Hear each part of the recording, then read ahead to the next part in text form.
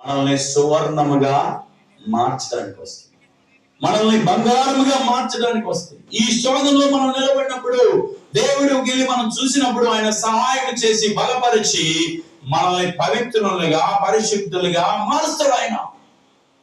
కనుక మనం నిలబడినటువంటి వారిగా ఉండాలి. ఆటలని మనం పడిపోతే కుదరదంటారా? కుదరదు. కనుక ఇక మనకు బ్రతికున్నటువంటి వారము చనిపోతే ఈ శోధనలన్నీ కూడా ఏమైపోతాయి అంటే అందరితోటి ముగించబడతాయి. మహేష్ గారు దయచేసి స్టేజ్ దగ్గర. కనుక ఇంతటితోటి ఈ శోధనలన్నీ కూడా అయిపోతే వాక్యం సెలవిస్తుంది. మనము ఫిలిప్పీలకు రాసిన పత్రిక 1వ అధ్యాయం చూస్తే అక్కడ రాయబడి 23వ వచనం. ఫిలిప్పీలకు రాసిన పత్రిక 1వ అధ్యాయము. ఏ రెండింటి మధ్య? శరీరము ఆత్మ మధ్య, రెండింటి మధ్య ఇరుకునబడి ఉన్నామంట. చదవండి. చూడు, ఏం ఆశ ఉన్నది? వెడిలిపోయి క్రీస్తుతో కూడా ఉండాలనేటువంటి ఆశ ఉన్నది.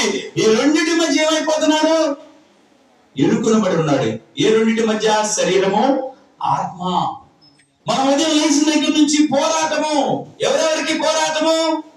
శరీరానికి, ఆత్మ. కొన్ని సందర్భాల్లో మన ఇంట్లో మన వాళ్ళకి గొడవ అనుకుంటా ఉంటాం.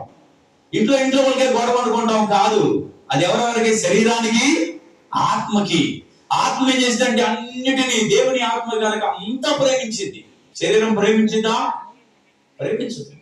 శరీరానికి రకరకాలుగా ఉంటుంది. ఆశలు, కోరికలు, ద్వేషాలు, కలహాలన్నీ ఉంటాయి.